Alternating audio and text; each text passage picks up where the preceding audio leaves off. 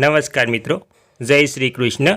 નવા વર્ષના સાલ મુબારક મિત્રો અને હેપી ન્યૂ યર મિત્રો.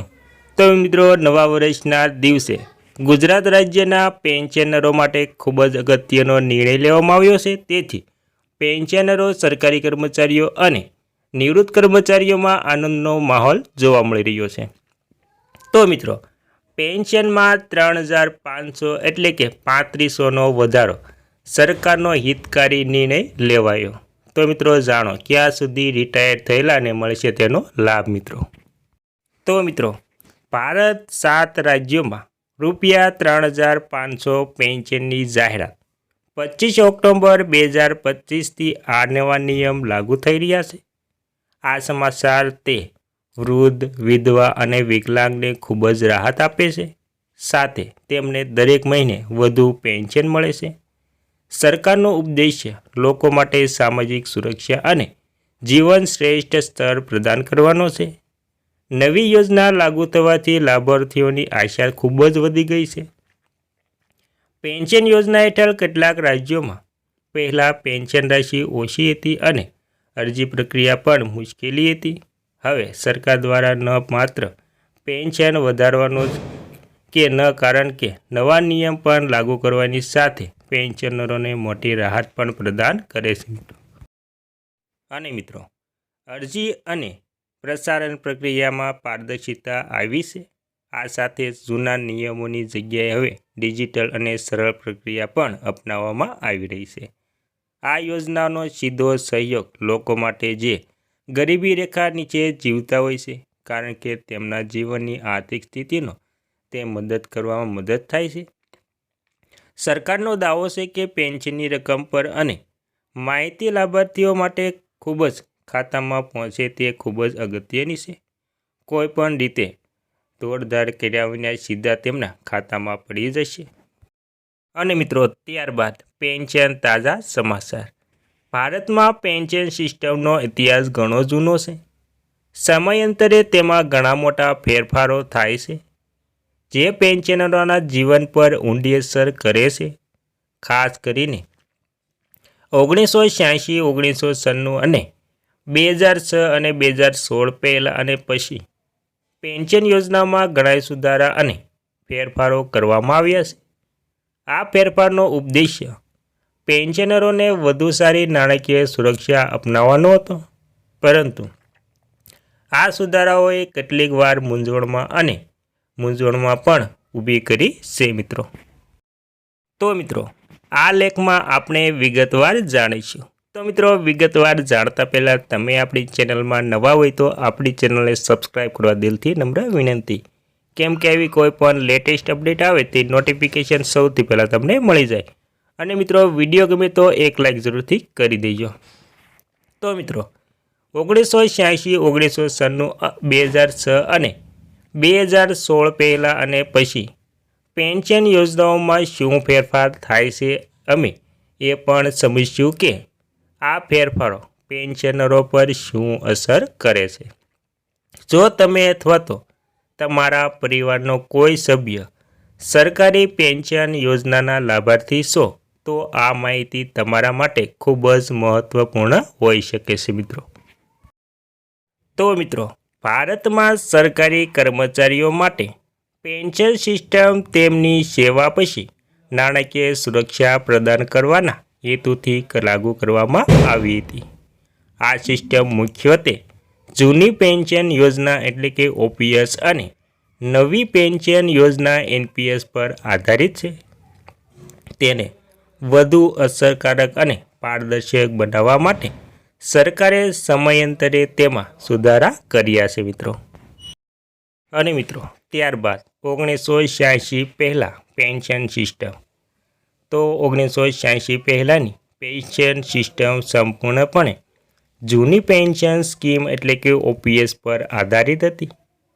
આ યોજનાઓમાં કર્મચારીઓને તેમની સેવા પૂરી થયા બાદ એક નિશ્ચિત રકમ આપવામાં આવતી હતી. અને મિત્રો, તેમાં મુખ્ય લાક્ષણિકતાઓ જોઈએ તો સરકાર દ્વારા ચૂકવવામાં આવેલી સંપૂર્ણ રકમ, ત્યારબાદ ખાતરીપૂર્વકની માસિક આવક, ત્યારબાદ કોઈ પણ પ્રકારનું રોકાણની જોખમ નથી. ત્યારબાદ જો કે આ સમયે યોજનાઓમાં પારદર્શિતાનો અભાવ હતો અને કર્મચારીઓને તેમની પેન્શનની રકમ વિશે સ્પષ્ટ માહિતી ન મળી હતી. અને મિત્રો ત્યારબાદ 1986-1996 પ્રથમ મુખ્ય સુધારા. 1986માં ચોથા પગાર પંચની ભલામણો બાદ પેન્શન સિસ્ટમમાં કેટલાક મોટા સુધારા કરવામાં આવ્યા હતા. તેમાં મુખ્ય સુધારાની વાત કરીએ તો ન્યૂનતમ પેન્શનની રકમ વધારો થયો છે. અને મિત્રો ત્યારબાદ મોંઘવારી ભથ્થું એટલે કે ડીએનો સમાવેશ થાય છે. ફેમિલી પેન્શનની સુવિધા મજબૂત કરવામાં આવી. આ સમયગાળા દરમિયાન કર્મચારીઓને તેમની સેવાના સમયગાળાના આધારે વધુ સારા લાભ મળવા લાગ્યા. ત્યારબાદ મિત્રો જોઈએ તો 1996-2006 પાંચમા પગાર પંચની અસર. તો મિત્રો 1996માં પાંચમા પગાર પંચે પેન્શનરો માટે ઘણી લાભદાયી ભલામણો રજૂ કરી હતી. તેમાં મુખ્ય ફેરફારની વાત કરીએ તો લઘુત્તમ અને મહત્તમ પેન્શનની રકમમાં વધારો, મોંઘવારી રાહત એટલે કે ડીઆરની નિયમિતપણે એડજસ્ટ કરવામાં આવી હતી. ત્યારબાદ કૌટુંબિક લાભો વધુ પારદર્શક બન્યા. આ સમયગાળા દરમિયાન સરકારે ખાતરી કરી કે તમારી સરકારી કર્મચારીઓને તેમની સેવાના સમયગાળા અનુસાર યોગ્ય નાણાકીય સહાય મળે. ત્યારબાદ મિત્રો 2006-2016 છઠ્ઠું પગાર પંચ અને નવી પેન્શન યોજના એનપીએસ. તો મિત્રો નવી પેન્શન યોજના એનપીએસ 2004માં નવી ભરતી થયેલા સરકારી કર્મચારીઓ માટે લાગુ કરવામાં આવી હતી. જો કે છઠ્ઠા પગાર પંચની ભલામણોની બાદ તેની અસર વધુ મોટી જોવા મળી હતી મિત્રો. અને મિત્રો જૂની યોજના ઓપીએસની વાત કરીએ તો છઠ્ઠા પગાર પંચે ઓપીએસ લાભાર્થીઓની લઘુત્તમ પેન્શનની રકમ બમણી કરી.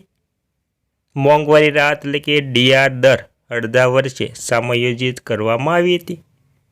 ત્યારબાદ નવી પેન્શન યોજના એનપીએસ કર્મચારીઓ અને સરકાર બંનેનું યોગદાન ફરજિયાત કરવામાં આવ્યું હતું. આ યોજના બજાર આધારિત હતી, જેના કારણે વળતર અનિશ્ચિત હતું. આ ફેરફારથી નવા અને જૂના કર્મચારીઓ વચ્ચે અસમાનતા ઊભી થઈ મિત્રો. 2016 અને તે પછી સાતમું પગાર પંચ. તો મિત્રો 2016માં સાતમા પગાર પંચે ફરીથી મોટા ફેરફારો કર્યા. તેમાં મુખ્ય સુધારાની વાત કરીએ તો ન્યૂનતમ માસિક પેન્શન વધારીને ₹9,000 કરવામાં આવ્યું. દર 6 મહિને મોંઘવારી રાહત એટલે કે ડીઆરને સમાયોજિત કરવાની જોગવાઈ ચાલુ રહી.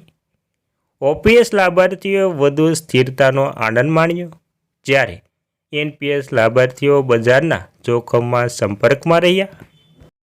અને મિત્રો ત્યારબાદ આ ફેરફારોની અસર. આ તમામ યોજના અને સુધારાઓની સૌથી મોટી અસર એ હતી કે જૂના કર્મચારીઓએ વધુ નાણાકીય સ્થિરતાનો આનંદ માણ્યો. નવા કર્મચારીઓને રોકાણનું જોખમ લેવું પડ્યું. ઓપીએસ અને એનપીએસ લાભાર્થીઓ વચ્ચે અસમાનતા વધી છે. ભારતની સરકારી પેન્શન સિસ્ટમ તેને વધુ અસરકારક બનાવવા માટે સમય પર બદલાતી રહે છે. જો કે આ ફેરફારોએ નવા અને જૂના કર્મચારીઓ વચ્ચે ભારે અંતર ઊભું કર્યું હતું. જો તમે સરકારી કર્મચારી હોય અથવા તો તમારા પરિવારમાં સરકારી કર્મચારી હોય તો એ સમજવું જરૂરી છે કે તમારી સેવાનો સમયગાળો કયા સમયગાળા હેઠળ આવે છે, જેથી તમે તમારા અધિકારો અને લાભોને વધુ સારી રીતે સમજી શકો મિત્રો.